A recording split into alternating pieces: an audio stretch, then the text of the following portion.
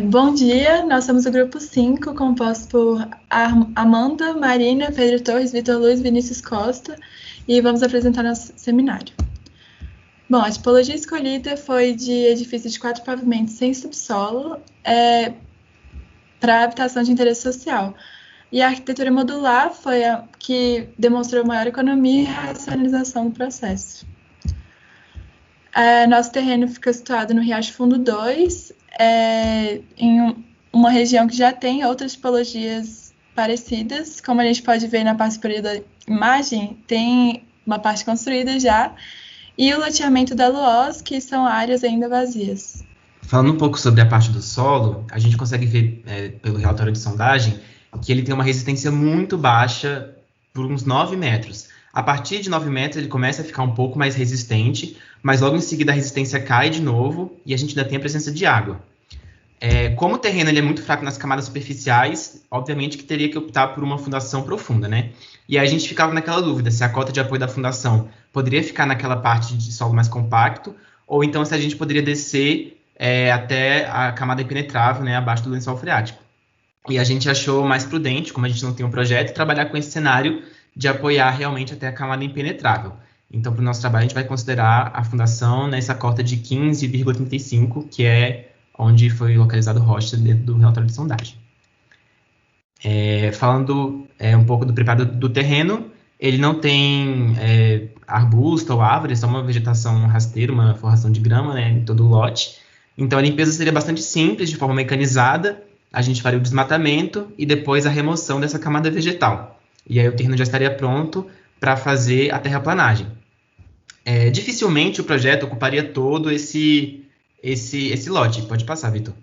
Dificilmente ele ocuparia todo esse lote. Mas como a gente não tem o projeto de implantação, a gente vai trabalhar com a terraplanagem do lote inteiro, né? Já que a gente não sabe exatamente onde é que ia ficar alocado o projeto.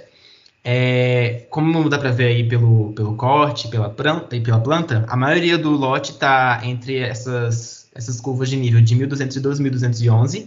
Então, por isso, a gente faria uma compensação com um pequeno corte na parte mais ao sul do terreno, que está em vermelho ali, e um aterro na parte mais ao norte, que está representado em verde.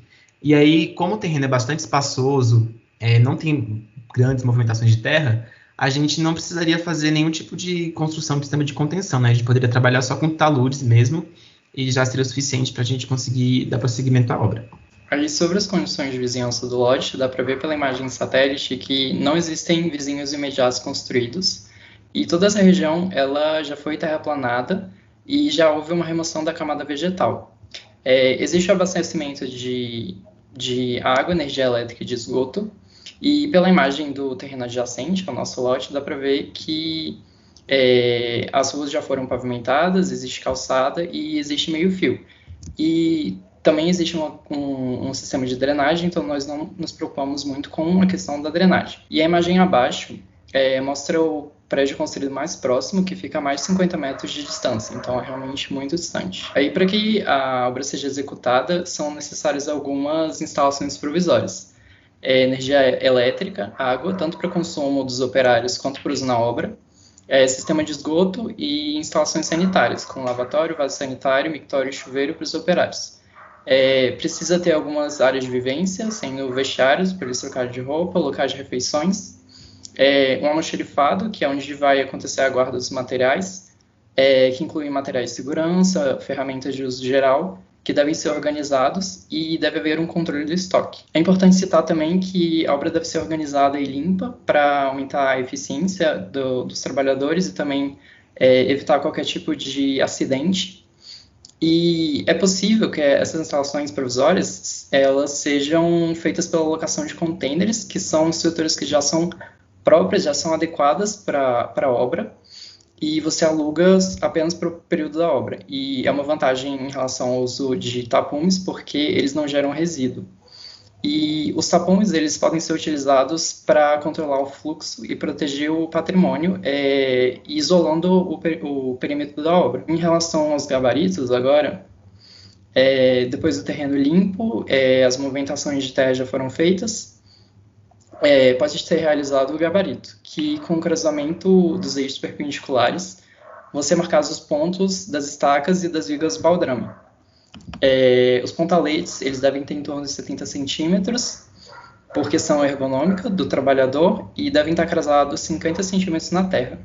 Depois da fixação da tabeira, que deve estar nivelada, precisa verificar o esquadro, que vai ser feito por meio do método do triângulo pitagórico, que já foi demonstrado em aula, e deve haver uma margem de 1 metro ou 1,5 metros no limite da obra para permitir a circulação tanto de pessoas quanto de equipamento. E como no nosso caso não existe um subsolo e também não existe nenhum grande desnível, não existe muro nos limites do terreno, não vai ter muitos problemas para implantação, para a construção desse gabarito. Sobre as fundações, a gente escolheu utilizar a estaca pré-moldada.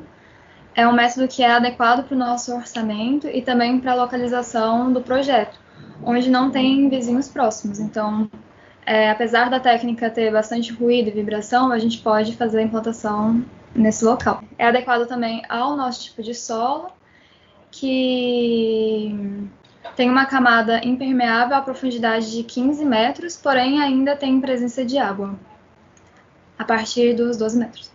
A gente também chegou a cogitar a estaca perfurada mecanicamente, só que ela teria que ser locada antes do lençol freático aos 10 metros. Então, como a gente ficou pensando na questão ali da fragilidade desse solo, a gente optou por escolher a pré-moldada mesmo, que seria implantada através de um bate-estaca em queda livre.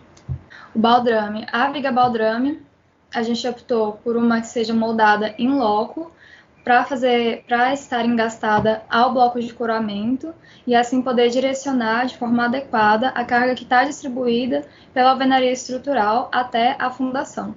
E a caixaria dela seria em madeira. Bom, falando sobre a alvenaria, a gente escolheu a alvenaria estrutural, que vai ter função tanto de vedação quanto de estrutura. Essa escolha ela veio muito pela tipologia do empreendimento, né, sendo uma habitação de interesse social também. E então a alvenaria estrutural se tornou uma opção usual, econômica e racionalizada para a gente usar nessa construção. Aqui a gente colocou alguns documentos de referência, só do que vão ser usados para guiar essa execução. E aí, falando sobre o processo executivo, a gente vai precisar já ter as vigas baldrame impermeabilizadas e com o terreno nivelado a 10 centímetros abaixo do respaldo delas, e aí definir os eixos principais da alvenaria e o nível de referência também. Aqui a gente está vendo o nivelamento pelos blocos chaves, né, no canto, com a linha de nylon, e aí vai poder ajeitar esse nivelamento com a argamassa de assentamento. Aí falando sobre a execução em si, de subir a parede mesmo. A gente vai precisar ter esses escantilhões nos cantos para demarcar as fiadas, assim, quando chegar ao final da parede, ela vai chegar toda no mesmo nível. Então aqui a gente pode ver em vermelho a marcação de cada uma dessas fiadas. A gente vai ter a cada 3 fiadas essa amarração com tela de aço, e as instalações elas vão ser feitas ao mesmo tempo que a alvenaria está sendo feita, vai ser passando pelo furo do bloco. Então, quando chegar ao final da alvenaria, já vai estar toda a instalação, evitando a necessidade de rasgos, né? E outros 2 elementos que vão estar presentes nesse sistema de alvenaria estrutural é a verga e a contraverga, sendo um bloco canaleta preenchido de concreto e barras de aço corridas. E assim a gente vai levantando a alvenaria até a fiada que fica logo abaixo da laje do pavimento superior. Escolhemos a laje convencional maciça, por ser mais indicada para o sistema de blocos de concreto estrutural, que é o caso da nossa edificação. Ela tem sua carga apoiada igualmente sobre a fiada de respaldo. Essa última fiada da alvenaria consiste na cinta de amarração dela, formada por blocos no formato de JU, que são preenchidos com concreto e recebem a forma da laje apoiada, forma de madeira. A forma é apoiada em escora de madeira ou metal, e devem ser colocados espaçadores sobre a forma ao longo de toda a laje para garantir o cobrimento de concreto adequado para a armadura, especificado em projeto. O concreto é lançado por mangueira e posteriormente vibrado para retirada de bolhas de ar e sarrafiado para a planificação. A cura deve ser feita de acordo com as especificações do concreto aplicado, e na laje do último pavimento, sobre as fiadas da alvenaria, deve-se atentar para a colocação da manta de dilatação térmica, para que a laje se movimente sem causar fissuras na alvenaria. É isso, professora. Obrigado. Obrigada. Obrigado.